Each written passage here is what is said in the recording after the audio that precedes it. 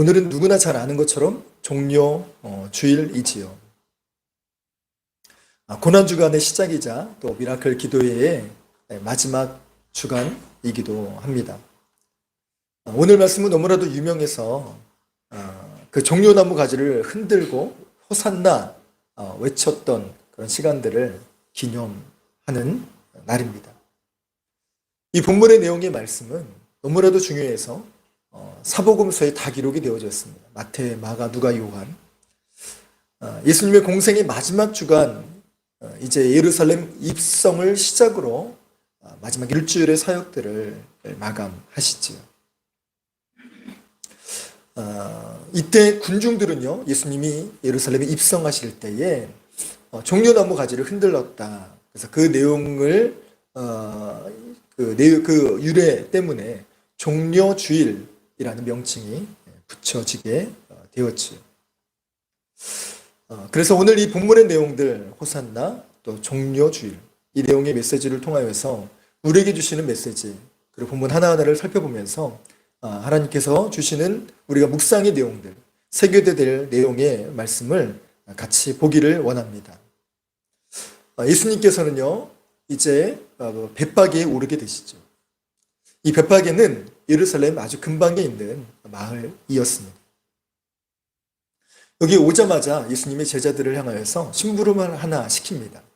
너희들 이 맞은편 마을로 가서 나귀가 있으니 그 나귀 새끼를 끌고 오너라 명하시지요. 이에 제자들이요, 그 나귀 새끼를 데리고 오는데 나귀 새끼가 아니라 나귀도, 어미 나귀도 함께 데리고 오는 장면이 펼쳐집니다. 왜냐하면 새끼들은요, 어미가 없이는 절대로 오지 않아요. 그런데 어미를 끌고 오면 새끼는 끌려오려고 하지 않아도 자신이 알아서 따라오게 되죠. 그래서 이 나귀, 어미 나귀까지도 데려오게 된 것입니다. 그리고 예수님은 나귀 새끼를 타셨다고 하는데 이후 내용의 말씀을 보면 알겠지만 예루살렘까지 가실 때에도 이 어미 나귀를 대동해서 가게 됩니다. 그래서 어미 나귀를 앞세워서 이제 끌고 가면 그 나귀 새끼가 저절로 따라오게 되지. 한 번도 타보지 않은, 사람이 타보지 않은 나귀였기 때문에 모든 것들이 익숙하지 않고 또 낯설은 이 새끼 나귀를 인도할 수 있는 그런 방법이었던 것입니다. 예수님이 이렇게 명하시지요. 만일 누가 뭐라 하거든 주께서 쓰시겠다 하라 라고 말하면 될 것이다. 그래서 오늘 본문의 메시지를 잘 해석해야 돼요. 오늘 본문의 메시지는 예수님의 강탈하신 사건이 아니라는 것입니다. 성경학자들의 분석에 따르면 이 맞은편 마을은 베다니로 추정합니다. 정말 이 나사로를, 죽은 나사로를 살렸던 이 사건이 베다니에서 일어난 것처럼 예수님에게 베다니는 매우 친숙한 마을이었습니다. 이 베다니의 마을은 예수님은요, 자주 들리셨어요. 왜? 해마다 유월절이 되면 오셔야 됐는데 그때마다 며칠씩 유하였던 그런 마을이 베다니였고 그 중에서도 이 나사로, 친구라고 부르셨던 이 나사로 집에서 며칠을 유하셨어요. 그 정도로 예수님께서는 이 베다니가 친숙했고 또 불과 한 달 전만 해도 우리가 같이 처음에 얘기했던 죽은 나사로를 살렸던 이 엄청난 이슈가 있었던 마을이 이 베다니이기도 했습니다. 나귀를 달라라고 얘기하는 것은 쉽지가 않습니다. 왜 그런가 하면 성경학자들의 연구에 따르면 나귀는 매우 귀한 동물이었다고 합니다. 없어서 귀한 것이 아니라 너무나도 필요해서. 그래서 공급보다 수요가 더 많았기 때문에 귀한 동물이었죠. 우리가 흔히 생각하기를 이동수단과 또 운송수단으로는 말을 생각합니다. 평지에서의 말, 그리고 전쟁에서의 말은 매우 중요하죠. 그러나 평상시에서는 더군다나 고산지대에 있었던 도시, 이 예루살렘에서는 말보다 나귀가 더 중요했습니다. 그리고 더 비쌌어요. 왜 그런 거 아니? 말은 더 키가 컸잖아요. 짐을 실기에도 그렇고 나귀는 키가 훨씬 더 작잖아요. 체구도 훨씬 작아서 짐 실기에도 편하고 더군다나 작은 체구에도 더 많은 양의 물건을 싣을 수 있었기 때문에, 그리고 험지와 언덕을 오르는 데 있어서도 말보다 나귀가 더 안정되었고 잘 끌어갔다. 말은 쉽게 지치기도 했죠. 그래서 여러모로 봤을 때 나귀는요, 예루살렘에 있어서 너무나도 필요한 가축이었습니다. 그 나귀를 한 마리도 아니고 두 마리를 다오라고 얘기하는 것은 쉽지 않은 이야기였다는 것이죠. 그럼에도 불구하고 예수님께서 주가 쓰시겠다 하라라고 하면 이것을 선뜻 내주게 된 데에는 여러 이유가 있습니다. 그것은 바로 말씀드렸던 것처럼 베다니에서 예수님의 영향력은 상당했습니다.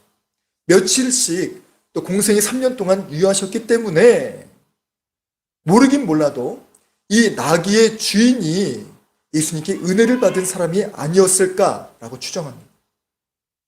그리고 예수님은요, 눈에 선이 보이는 것처럼 나귀가 어디에 묶여 있는지, 그리고 그 나귀의 주인이 누구인지를 아주 또렷하게 알고 계셨을 것입니다. 그리고 한 달 전의 일이니 당연히 기억하셨겠죠. 그래서 그 주인의 나귀를 데려오라, 그리고 끌고 오라 라고 얘기하신 겁니다. 그래서 이 나귀의 부분들이 한 마리도 아니고 두 마리를 이 나귀 주인이 선뜻 내놓게 된 것입니다. 그러나 아무리 그렇다 할지라도 이 부분들을 자신의 헌신, 자신의 순종으로 내어드린 이 주인의 믿음 또한 매우 귀하다라고 이야기할 수 있습니다. 요즘 세상이 어떻습니까? 은혜를 받아도 쉬 잊어버리는 시대가 되었어요.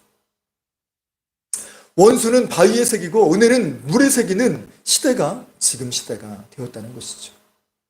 그 정도로 은혜가 참 은혜답지 않은 그런 시대로 가슴 아픈 시대가 되었습니다.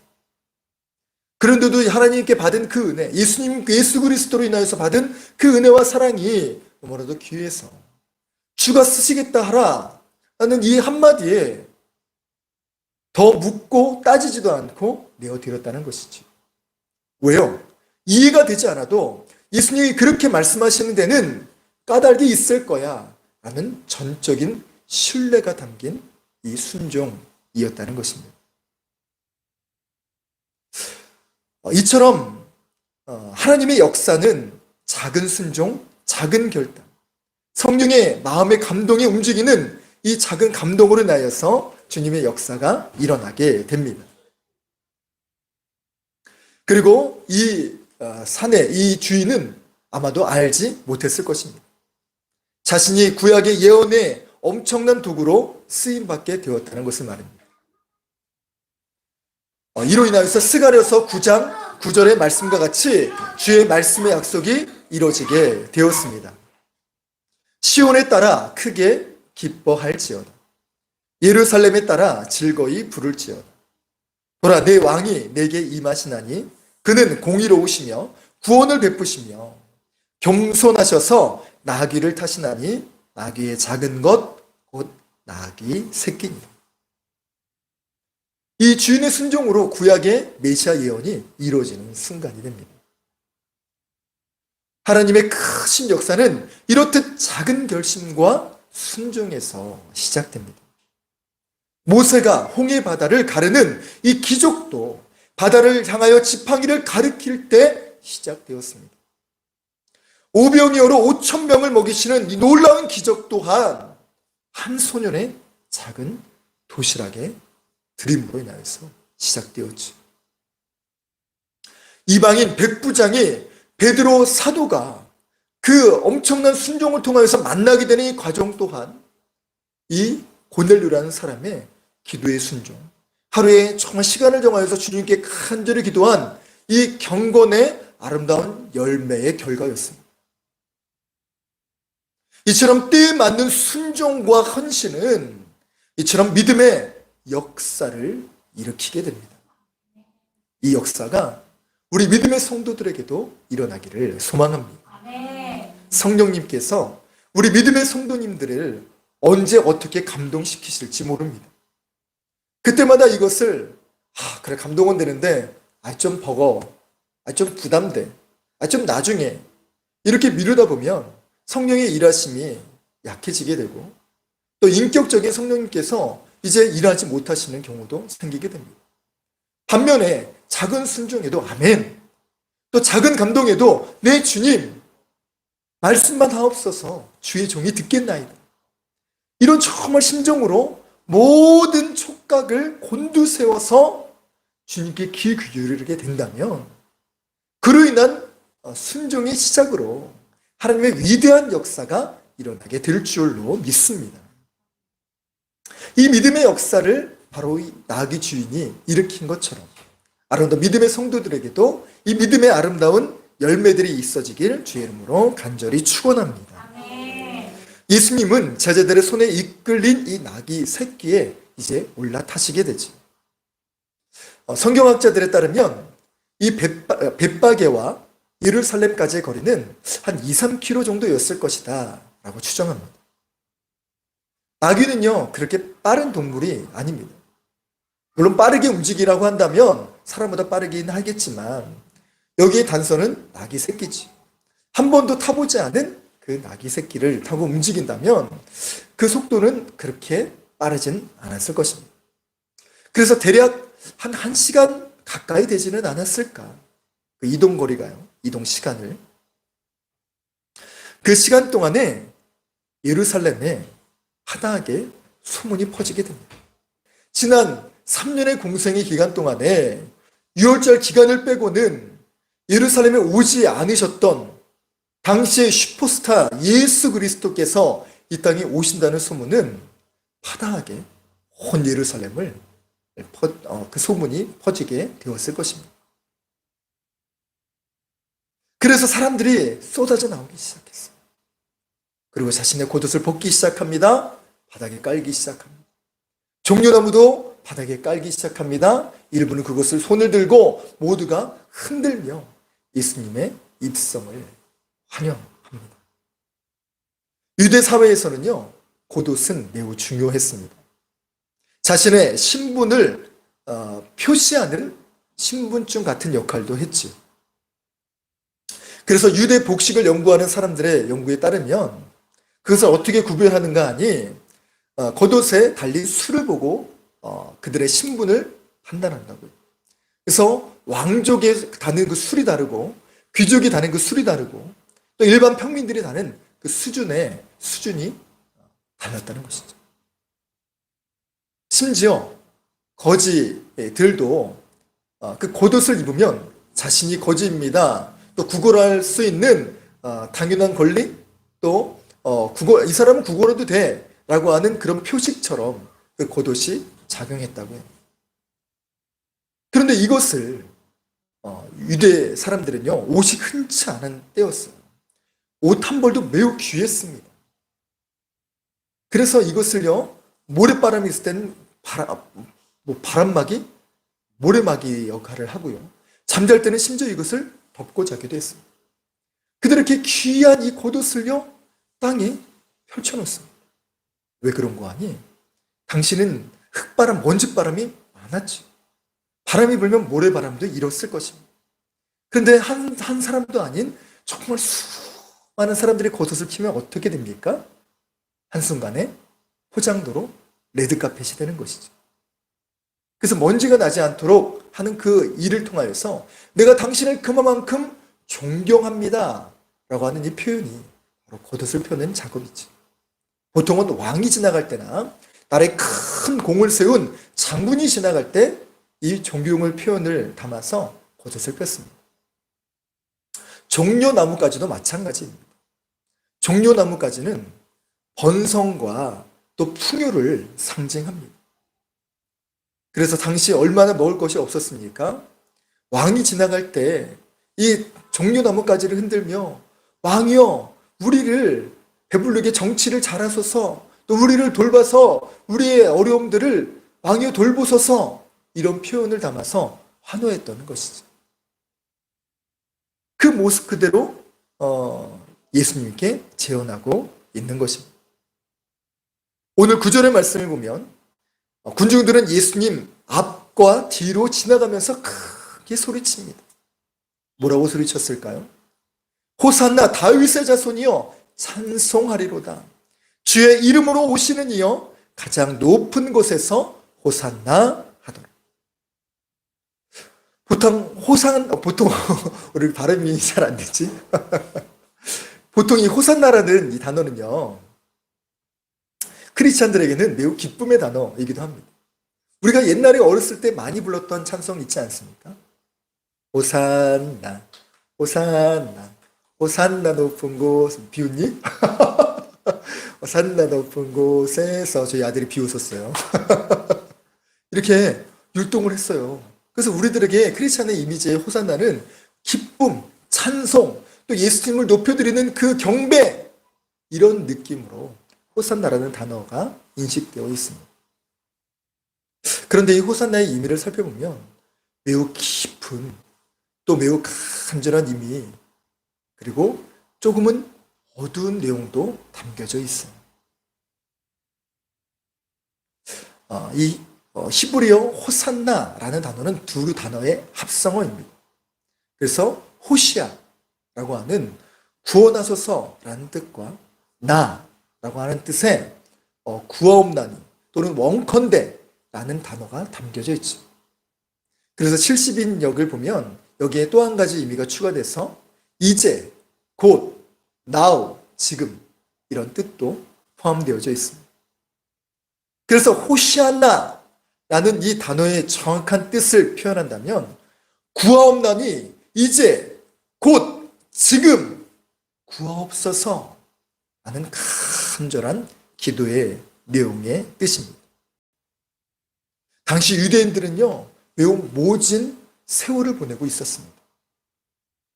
2000년 전에 모든 나라가 다 그러했듯이 먹을 것이 참 부족한 시대였습니다.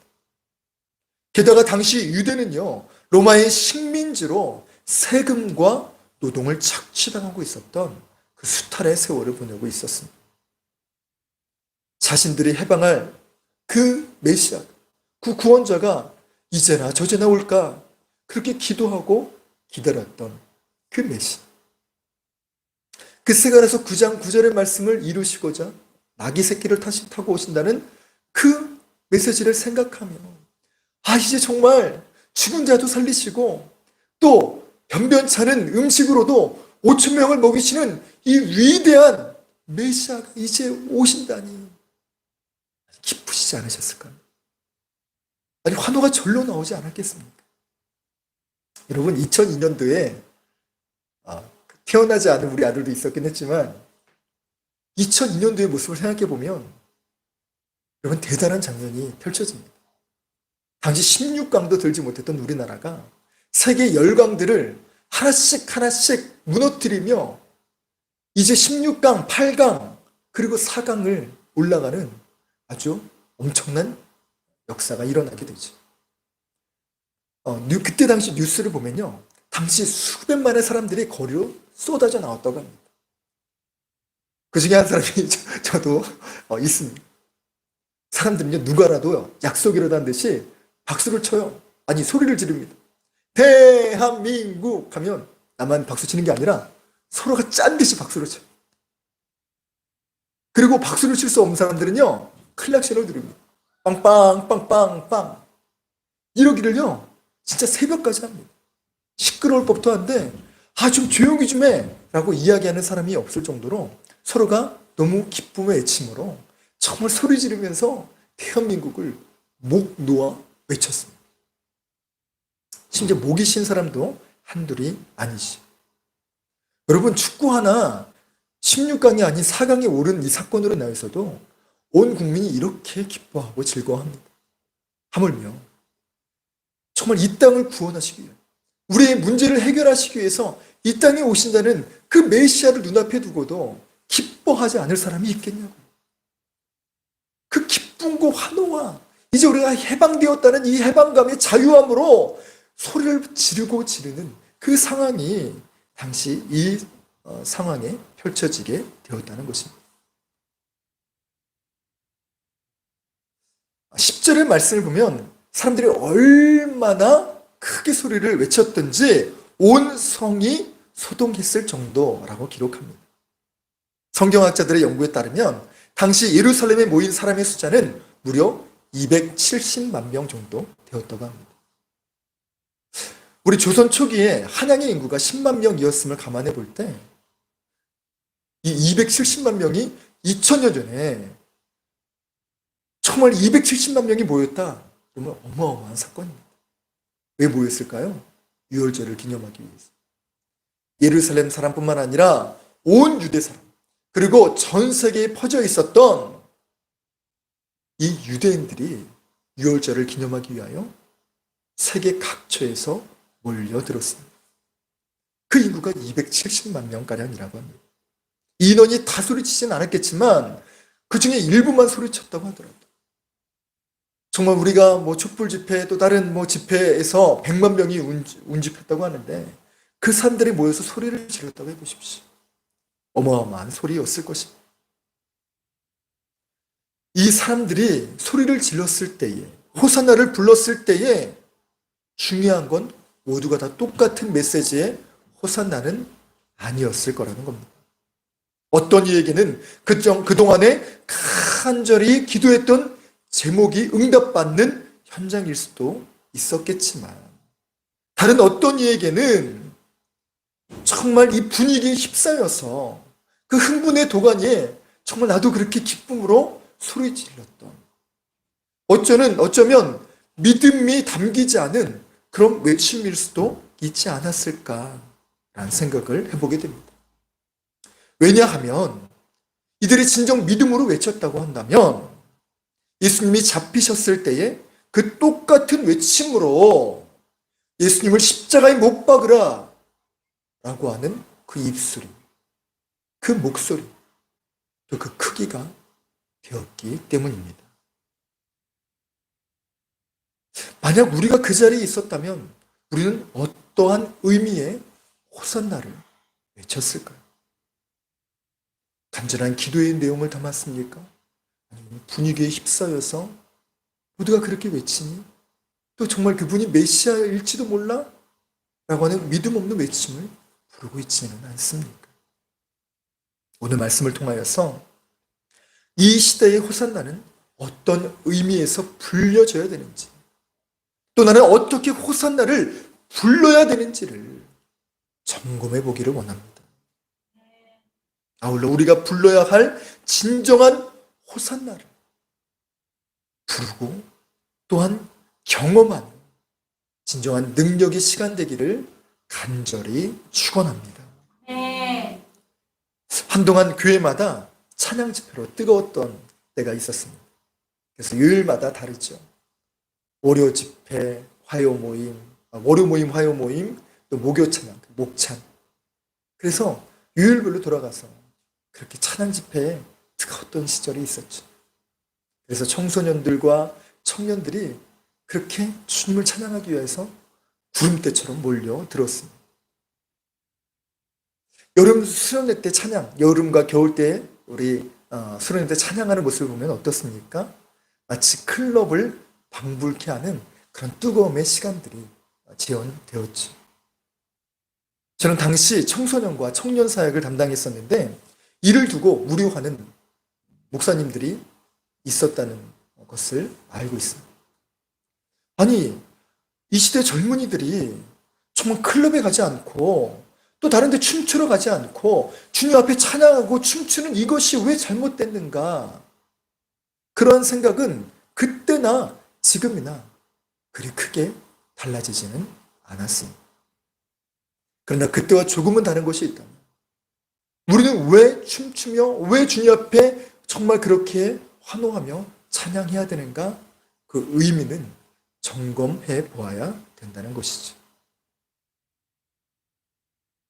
우리의 외침과 기쁨이 주님을 향한 마음, 또 주님을 향한 믿음이 담겨지지 않다면 한낱 울리는 꽹과리에 지나지 않는다는 것입니다. 이 환호하는 군중이 나중에 십자가를 못 박아라라는 야유의 소리로 바뀌는 것은 정말 1년도 걸리지도 않았고 일주일도 차에 걸리지 않았다는 것은 그들의 믿음이 없었기 때문입니다. 또 진정한 호산나를 경험해 보지 못했기 때문입니다. 왜요? 예수님을 잘 모르기 때문입니다. 예수님이 누구신지, 오늘 우리가 같이 찬양했던 것처럼 왜 예수님을 찬양해야 되는지 우리는 잘 알지 못하기 때문입니다. 그러니 사람들이 좋아해주면 그냥 자신도 좋아서 소리치고, 사람들이 속았다는 이 배신감 때문에 자신도 덩달아 실망감에 야유를 쏟아냈을 것입니다.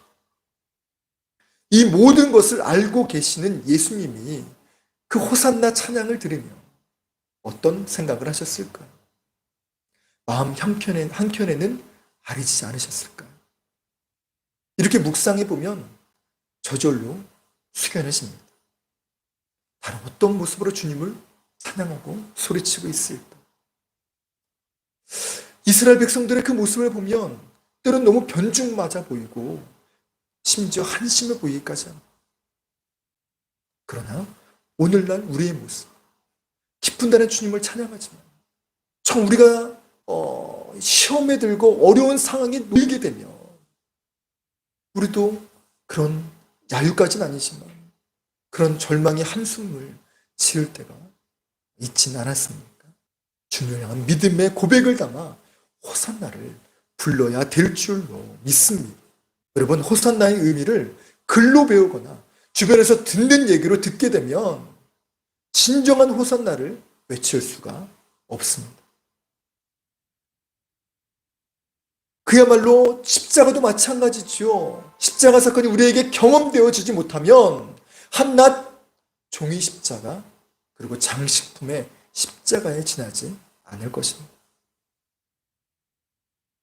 그래서 어려운 상황을 만나게 되면 쉬 찢어지고 쉬 버려지게 되는 십자가가 되게 되는 것이죠. 그럼 우리는 어떻게 진정한 의미의 호산나를 부를 수 있을까요? 그러려면 예수 그리스도를 깊이 의지하고 그분의 역사하심을 몸소 경험해 봐야 된다는 것입니다. 이것은 매우 중요합니다. 호산나는 과거 신화 속에 존재하는 주문이 아닙니다. 요즘 아이들이 많이 외우고 또 장난처럼 말하는 그 주문이 있지요. 익스펙토 페트로늄,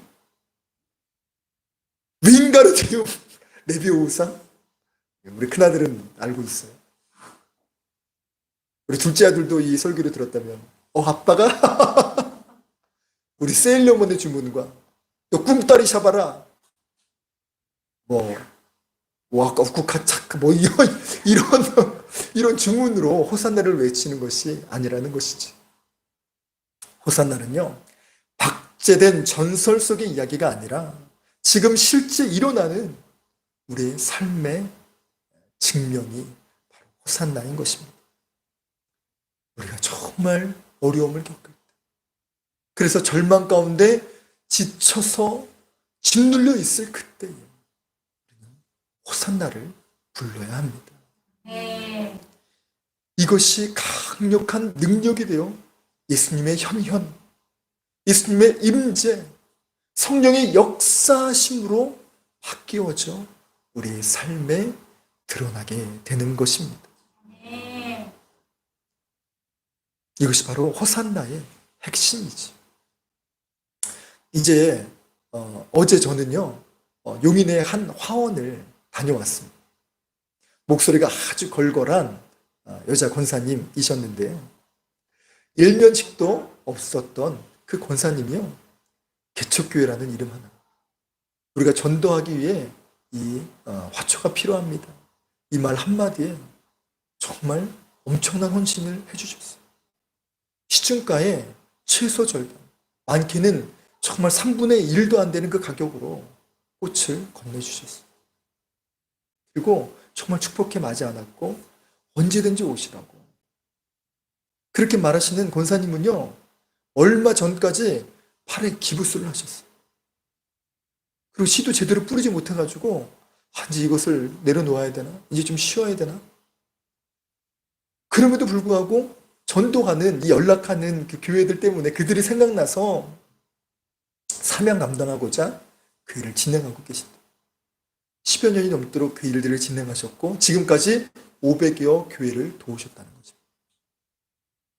그분이 왜 이 일을 하셨을까요?